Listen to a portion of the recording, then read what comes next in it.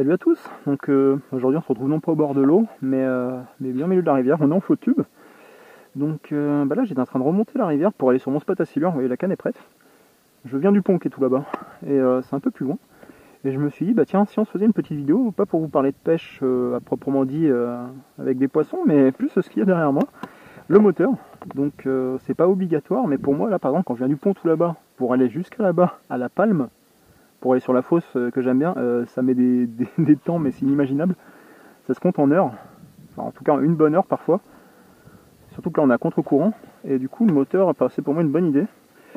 Et j'ai un petit peu galéré à trouver des infos, en tout cas sur des moteurs pas chers, parce qu'on peut trouver des infos assez facilement quand il s'agit des moteurs de 30 livres, un peu plus, et avec des batteries au lithium, là c'est assez facile. Mais dès qu'on cherche des infos sur ces petits moteurs Cobalt, en français on n'a pas grand chose.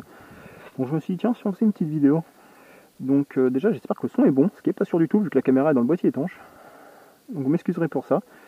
Et c'est parti, je vais vous parler un petit peu du moteur, ses défauts, ses qualités, la batterie que j'utilise, et voilà, on va essayer de voir ce que ça donne.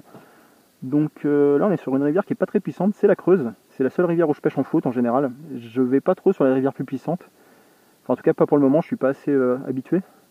Et surtout je pêche tout le temps tout seul, donc j'ose pas trop. Ouais, la rivière est pas très puissante, donc déjà on va éclaircir un truc tout de suite. Si vous comptez pêcher en fleuve ou sur des rivières avec un bon débit, oubliez tout de suite un 18 livres, hein. C'est pas fait pour vous. Tapez sur des 28-30 livres minimum, voire le 24, mais j'en suis même pas sûr. Donc voilà, on va se mettre d'accord tout de suite là-dessus. Moi, ce moteur pour moi il est uniquement adapté à des rivières comme ça, c'est calme, voire avec un peu de courant, mais qui n'ont pas des débits énormes. Et surtout avec pas de navigation où vraiment je suis tranquille, donc là c'est parfait pour moi. Donc voilà. Par contre, là quand on est sur une rivière comme ça, vous voyez, c'est un 18 livres. Il y a une marche numéro 1, enfin une vitesse numéro 1, vitesse numéro 2. On a une marche arrière, mais je vous en parlerai plus tard que je l'utilise pas. Pour une raison assez simple. Parce que ce moteur a quelques défauts, et on va commencer par les défauts tout de suite. C'est les boutons déjà, c'est pas sur la poignée, et du coup ce qui fait que moi j'utilise aux 3/4, c'est pas un problème, mais si vous l'utilisez derrière, là ça devient un problème parce que pour accéder au bouton et à la poignée c'est vraiment pas terrible. Mais quand vous utilisez aux 3/4 comme moi, c'est parfait. Donc voilà pour le premier défaut. Deuxième défaut, c'est ce support, pas le support qui est de chez Seven Bass et qui est au Flotube, qui lui est pas mal, même si un peu cher je trouve. Ce support là est vraiment dégueulasse. Bon, savoir que moi je l'ai pas acheté neuf, je l'ai acheté d'occasion à une 50aine d'euros, mais je pense qu'en neuf il est pareil, il a les mêmes défauts. Il y a un peu de jeu, c'est pas super. Disons que le serrage est pas super puissant, donc ça bouge un peu, vous allez voir. Hop.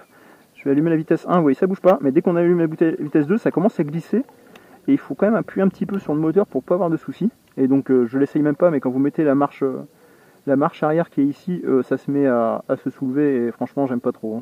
C'est pas assez bien fixé pour moi. Donc voilà, quand on l'utilise, hop, on met en vitesse 2, on appuie un petit peu dessus, tranquillement, vous voyez ça bouge pas, mais j'ai pas une grande confiance, ça commence un peu à glisser. Je pense pas que ça glisserait jusqu'au point de tomber, mais je préfère avoir la main dessus quand il marche, ouais, parce que franchement ça me paraît pas très sécure. Il n'y a pas de coupe-circuit aussi, mais bon, ça sur un moteur esprit on s'en doute bien. Donc si vous tombez du flotte et que le moteur tourne, on dit au revoir le flotte tube, il part vers d'autres cieux. Donc voilà pour les défauts. Est-ce qu'il y en a d'autres? Je ne pense pas. Bon, forcément, un défaut qu'on n'est pas vraiment un, c'est la puissance. Mais bon, quand on achète un 18 livres, on sait qu'on achète un 18 livres, donc c'est pas un défaut caché. C'est malheureusement une puissance un peu faible si on pêche sur des grosses rivières ou des fleuves, qui sera même trop faible, même en vitesse 2, vous en sortirez pas. Donc voilà, on va essayer un peu la vitesse 1 et la vitesse 2 pour vous montrer l'avancée. Hop, donc là, bon, moi ce que je fais c'est que je relève les palmarès de l'eau, et hop, on met en vitesse 1. Hop, vitesse 1, vous voyez, ça avance. Je vais vous montrer un peu, c'est pas facile avec des caméras grand angle pour montrer la vitesse, parce que ça réduit vachement la sensation de vitesse. Mais vous voyez, ça avance un petit peu, mais franchement, moi j'utilise quasiment jamais. Pour moi, c'est pas rentable. On va se mettre en vitesse 2, et là pour moi, c'est vachement mieux. Là, on avance bien, vraiment on le sent. On remonte bien le courant, c'est maniable. Et là, hop, et là c'est le top. Pas des vitesses supersoniques, mais on doit être à 3-4 km/h, et ça me convient tout à fait. Donc là, vous voyez déjà le défaut que je vous disais, ça remonte, ça bascule, et c'est assez pénible, hein. Franchement, là ça glissera pas, mais franchement, ça respire pas la solidité ce support. Je sais que, bon, en neuf c'est 100 €, pour 100 €, on ne peut pas s'attendre à des miracles, mais quand même, franchement, on pouvait s'attendre à mieux.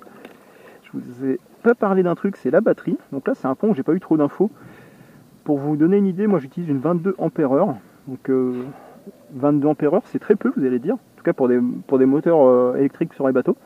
Mais moi ça me suffit largement parce qu'avec avec 22 ampères-heure, c'est une batterie AGM pour info. Je vous mettrai le lien dans la description. Qui vaut une cinquantaine d'euros. Et bah pour 22 ampères-heure, par exemple, c'était il y a quelques jours, je suis allé pêcher, je suis arrivé à 13h. J'ai pas mal utilisé le moteur, j'ai fini, il était 18h. Et il y avait encore 40% de batterie pour vous donner une idée. Donc je pense que ça doit tenir à peu près 1h30, 2h assez facilement. En vitesse 2 et plus en vitesse 1. J'ai vu des infos assez erronées là-dessus. Les mecs avaient tendance à vachement sous-estimer la durée de la batterie. Parce qu'ils me disaient en 20 minutes c'est plié. Pas du tout. Ça tient beaucoup plus. Étonnamment, j'avais pris le risque en me disant on va voir s'ils ont tort. Et ma foi, ça tient plutôt bien. Donc avec des grosses batteries, c'est parfait quoi. Ça tiendra toute une après-midi sans problème. Avec du 40 ampères-heure, vous tenez toute l'après-midi très largement. Donc voilà. À noter que vous voyez, j'en parle en même temps, mais c'est pas lié au moteur, c'est le support là, c'est de chez Seven Bass, il y a quelques marques. Bon, vous verrez, hein, franchement je connais pas les autres marques, celle-là fait le taf. Je trouve ça un peu cher pour 60 balles, on va pas se mentir. Ça pour 60 balles, je trouve ça un peu excessif. Hein. Les patchs sont fournis quand même, parce qu'à l'unité ça coûte assez cher. Par contre ce qui coûte très cher, ça c'est 60 euros. Ce qui coûte très cher c'est la colle. La colle, et essayer de prendre de la qualité parce que ça faut pas trop négliger. Ça tire fort dessus, il faut pas que ça tombe quoi. La colle, prenez de la bicomposant. Elle doit valoir 15-20 euros, je mettrai le lien dans la description. Mais c'est obligatoire parce que si vous mettez pas la qualité, ça va être compliqué quoi.